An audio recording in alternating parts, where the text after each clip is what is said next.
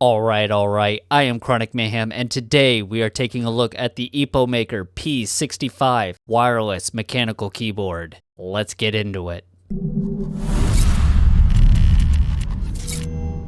Alright, let's get all the boring stuff out of the way first. Epomaker did send me this unit for review. No money exchanged hands. No agreements were made what I can and cannot say in this video, and all of the thoughts and opinions in this review are my own. So on my desk today, we have the Epomaker P65 mechanical keyboard. This is a 65% layout in a full aluminum build and a gasket plate design. This keyboard also comes with hot swap switches, meaning you can change out the switches whenever you want, and it can be connected with Bluetooth, 2.4 wireless, or a USB-C cable. It can be controlled by VIA, and it currently retails for $119.99 on the Epomaker website and Amazon. But before we dive into all the features of this keyboard, let's check out what you get in the box. What's in the box? What's in the f***ing box? This is the box that the Epomaker P65 will come in. It is a all white and gray box. On the back, you can see some of the basic features of this keyboard and a layout of it right here. You can see that it lists 65% layout, CNC analyzed aluminum shell, media knob, tri-mode connectivity, 3 or 5 pin switch support, VIA programmable, and custom RGB. Once you get the box open, your keyboard will sit right here. You'll have this box, which will have extra switches and a nifty tool here to pull out the switches and keycaps right here. If you don't already have one of these laying around, it's really nice that they include these and not one of those crappy like little plastic ones that you get with Glorious boards, but it's like a little plastic keycap holder and this little pinchy random thing to get the switches out. So this is a nice addition, and it's good to see that Epomaker included it.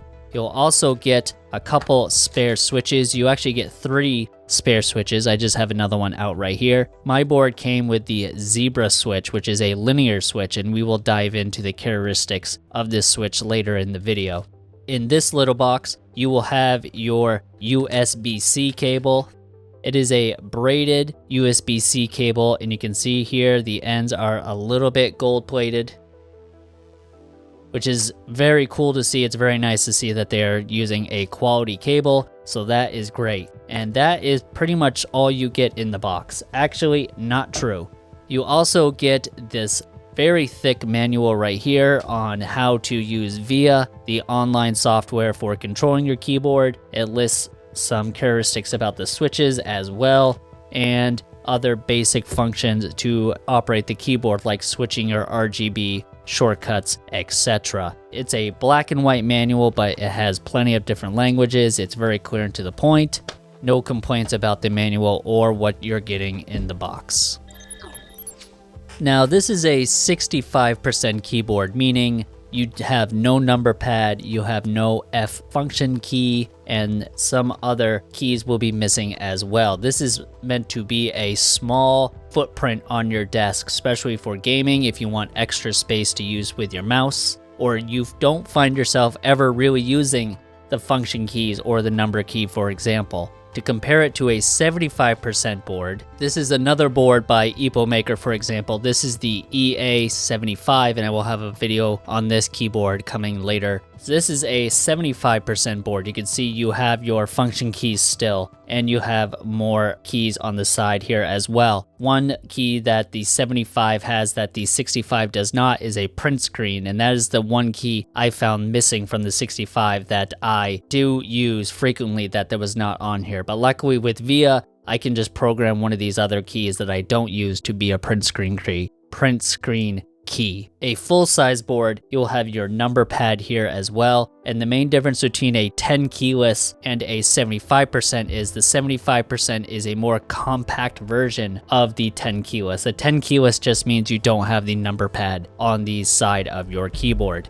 Now, mentioned earlier, this is a full aluminum build. The keyboard is aluminum on the back and all the way around as well. It feels very premium, I love all metal boards just because of the weight that they come with and how rigid they are. They just feel much more premium than plastic boards, in my opinion. And the paint job is also very nice as well. It does show some fingerprints, I think, with matte black things. That's just something you have to deal with, cleaning it a little bit. But when I was opening the box for this keyboard originally, I was very impressed. This is the first board I've ever had from Epomaker, and this board is very nice, feels like quality. This is one of the best looking full aluminum boards that I've had. It does not have a weight on the back like you'll see on some other boards. I think that's a personal preference thing. The weights look cool, but you never see them unless you're moving your keyboard around a lot.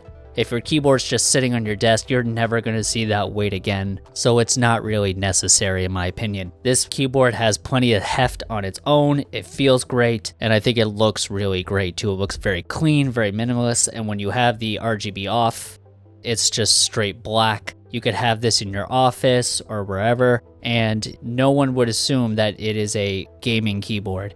One feature about the outer shell of this keyboard that I absolutely love is that you have this little slot here for your USB dongle right here, right on the board, so you won't lose it. A lot of boards do not have a place to store your dongle on the actual board, and it's very frustrating because if you switch from wireless to wired a lot and you move around your keyboard, that little dongle can be very easy to lose. So it's very nice that this is here, and it's magnetic, which is a really nice touch as well, and I'll show that right now.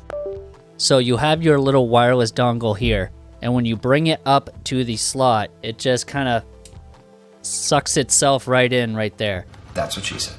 Excuse me?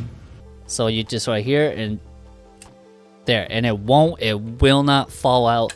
This is actually a really strong magnet, and you don't really have to worry about losing this at all when you are storing it in there. Which that is a nice touch, which I wish more keyboard manufacturers that are making a wireless board would adapt. Another nice quality of life feature that this board has that I've seen others not do and I find extremely frustrating is the mode switch is right here on the outside of the board. I'm sure some of you have seen where they'll hide it under the caps locks key, for example, and then you have to take off the keycap in order to switch your keyboard between wireless and wired or to even turn it off. I absolutely hate that, and I pretty much refuse to buy a keyboard with switches hidden under the keycaps. I mean, besides these switches, that are supposed to be there, like the power switch, for example. Why are you putting the power switch under a keycap? It's just stupid. Get your shit together. Get it all together and put it in a backpack. All your shit, so it's together.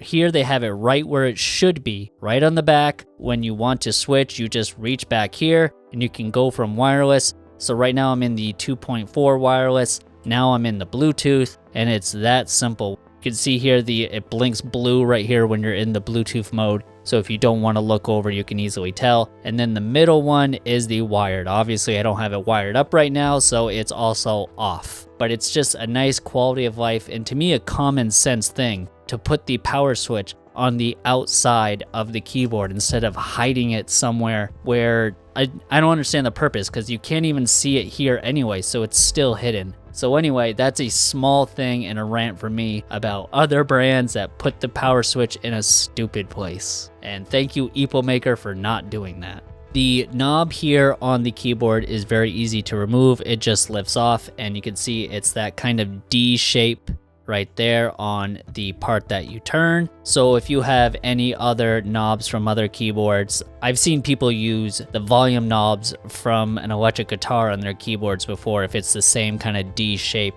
So you might be able to do that. The one thing though is that it does kind of set in this little bit right here. I'll bring this up. You see it kind of has this lip right there, which I have not seen on other keyboards, so that may limit the compatibility of using your own knob. But this knob is actually really nice. It has a nice tactile click when you're pushing it in. You can feel the individual steps when you're rotating it. They're a little subtle. They're not quite as pronounced as I felt on other boards, but that's not necessarily a bad thing. It turns pretty nicely. It has that great tactile click when you want to mute or whatever you decide to program this knob to be. No, I have no complaints about the rotary knob. One thing that can be really hit or miss about buying a pre-built keyboard is the stabilizers. On some boards you'll get absolutely awful stabilizers, especially if you're buying like a stereotypical gaming keyboard. Those are typically shipped with absolutely terrible stabilizers. Now the stabilizers are for the long keys, such as like the space, the enter, or the long shift, for example, so that they will be pressed evenly, because if you just had just the switch in the middle, it would kind of teeter-totter like that. So you have the stabilizer so that it will lower down evenly. When you have cheap stabilizers, your spacebar especially could have a rattle. This board, this spacebar sounds really good, and so do all the other keys where the stabilizer would be. These are Epomaker's own stabilizers, I believe, and this board in general sounds really nice. I'm really happy with how this board sounds. It makes me want to investigate their P75, which is out of stock everywhere that I've noticed, but this is one of the best sounding boards I've ever had. And I've had several other full aluminum boards. Sometimes people don't like the full aluminum boards because they can have kind of a ping sound, but there is no ping sound on this. And we'll go through all the different types of padding through here as well and how to dismantle it.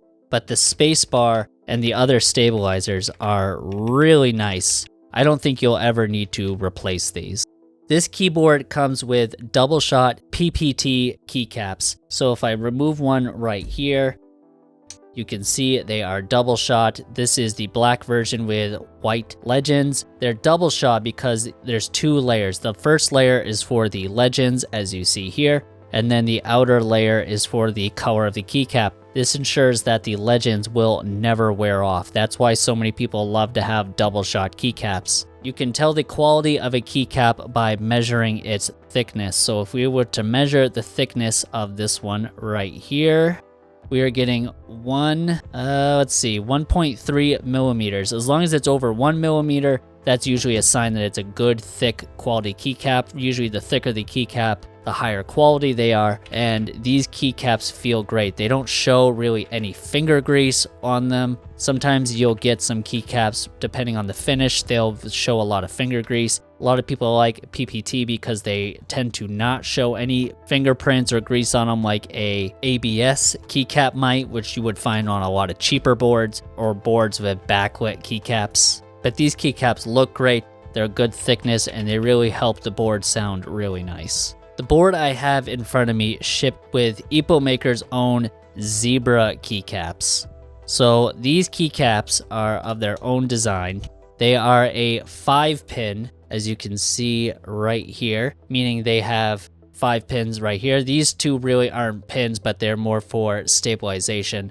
And this is a linear switch with a PC upper material and a nylon bottom material, and the stem is palm. It has a spring length of 21 millimeters and an activation force of 40 grams and a bottom out force of 45. These have a lifespan of about 50 million keystrokes, so you should never have a problem with a switch really going out with you, I think. They are pretty lubed, and usually I'm not the biggest fan of a linear switch. I like tactile switches in my boards, but these switches do feel extremely smooth and nice, and they do have a really nice sound to them. You can hear the sound kind of that they are doing right here, and I think that is one reason why this board just sounds so good when you're typing on it. But these are really nice switches. Another switch is also offered. I'll have information on the screen about the other switch that's offered. It's basically a heavier version, but it's also linear. But these are really nice switches, and you can see they also have a box design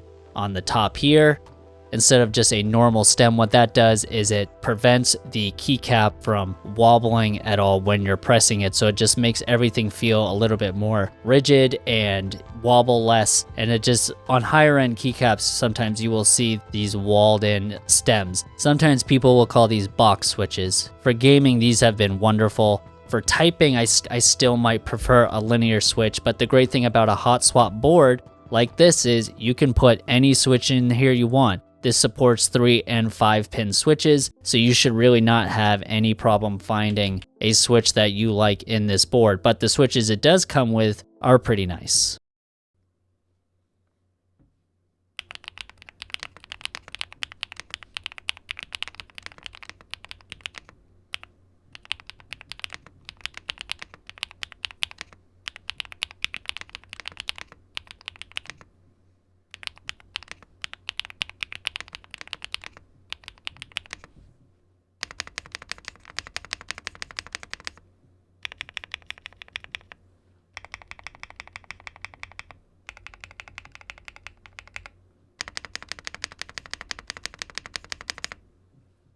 The RGB lighting on this board is pretty nice. I was pleasantly surprised, and sometimes these boards, the lighting can be really dim, and if I'm gonna have RGB, I want it to be super bright. Especially on these boards that don't have shine through keycaps. I've graduated from liking shine through keycaps, now I don't like it, but I do like the light to be evenly behind the keycaps so that they kind of look like they're floating on a bed of light. The PC plate material that is used in this does help diffuse the light evenly, and you can see here the light is very nice. It does come with a lot of pre-built RGB features or presets in the board itself, but on VIA, and we will show that earlier, you can also set them to whatever you want. This is blinking just to show what mode I'm in. It's blinking because I don't have the dongle in the PC right now, so it's trying to find the wireless signal. That's why that's blinking. But the RGB is nice. It's nicer than on one of my other keyboards that I have. And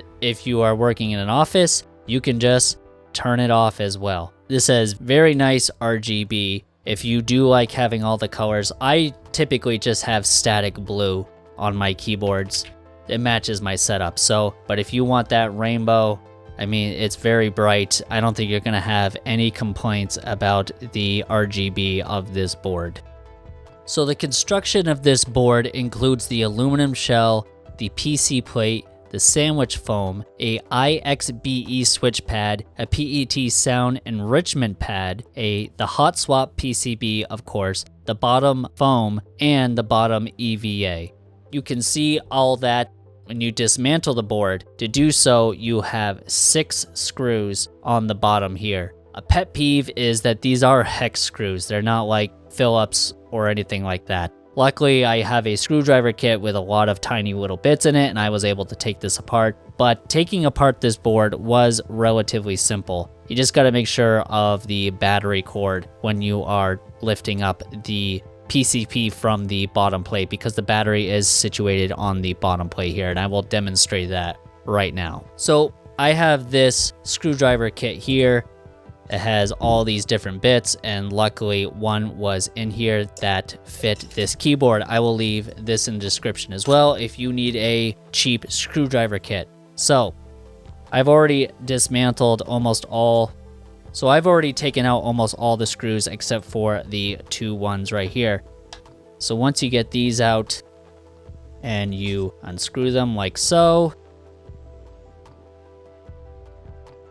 you flip it back over the top plate and you gotta remove the knob. The top plate will just lift up like so, and then you will have this here.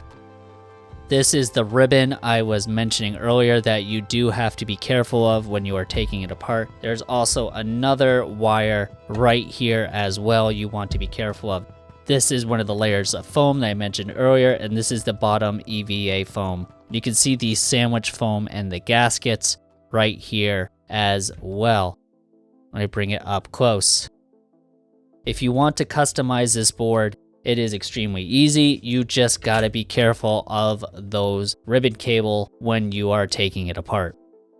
To configure this keyboard, you will use VIA, which is an online web browser program that is open source and a lot of custom keyboards use. So if you are familiar with this program, you already know all about it. It's a very slimmed down and easy to use program. Here I am on the VIA site. You click Authorize Device, click the device you want to use, and here you go. And then this is where you can reassign all of the keybinds, do all your lighting as well. If you want to have the right design here, now you see it's showing a 75% board. It's showing one of my other keyboards. All I have to do is switch it over to the Epomaker P65, and then I have a visual representation here. Now to get that, you have to load the JSON file or JSON file. This is it on my computer right here. I've already have it loaded. That's why it was listed here under the shown keyboard definition, but I will leave a link to the JSON file for this keyboard. Essentially, all you have to do is Google Epomaker P65 JSON file, and that website will pop right up. And it is also listed on the product page and in the manual manual for this keyboard. So if you're familiar with VIA, then you should know all about this. You can go to here to do all your lighting here. I have it on the default cycle right now, but I like to have mine just on a solid color. So now my board is now a solid blue. That's how I like to have all of my boards. You can also do macro recordings as well, and just your normal key maps. This is a very slimmed down program. I really like it, and really this is all anyone should ever really need to configure their mechanical keyboard. I wish more companies would just opt to use VIA instead of forcing their own proprietary software that barely works the majority of the time. Just use this. This is all really anyone should need. I'm glad the Epomaker didn't try to reinvent the wheel. This is the Epomaker website where you can purchase this keyboard. You go in the menu and you can click 65% and it will be right here. You can see Epomaker makes a bunch of different ones. This is the product page for the Epomaker P65 mechanical keyboard. It is available in the black like we have here and a khaki. The khaki is more of like a grayish white. It also comes in 2 switch options. We have the zebra switch right here, but it also comes in this other linear switch as well. The main difference is this other linear switch is a little bit heavier. You can see here, this is a comparison between the 2 switches. The one we have here, the zebra switch, has a 40-gram trigger force, while the other linear switch offered here has a 45. It's a small difference, but if you want a slightly heavier switch, then I would recommend going for this one instead. The keyboard is also available on Amazon, but for slightly more expensive. It is $125.99 here on Amazon, but if you prefer to order through Amazon because of the shipping, etc., that is a option as well. I will leave links to both the Epomaker website and Amazon in the description below. So what are my final thoughts about this keyboard? Well, I really like it. This is my first experience using a 65% layout. Now you are losing some keys if you decide to go with a layout like this, such as you're losing your function keys and your number pad, so please keep that in mind before you're looking at this format. But if those aren't important and you're mostly just using this for gaming, your fingers are just going to be over the WASD keys or the WASD keys for the most part, and you still want to have some arrow keys, then the 65% is a awesome choice, especially since it will leave you more room for your mouse. The build quality is really good. This is top tier build quality. The aluminum feels very good. The paint job is really nice. There's no sharp edges at all on the CNC'd aluminum, so that's great to see. It's really cool that they have a nice magnetic slot for you to put your dongle, and that the mode toggle switch is in a good spot on the outside and not some stupid place like hidden under a keycap. Those are all nice quality of life things that I'm glad to see Epomaker had the common sense to put on here, like some other brands apparently do not.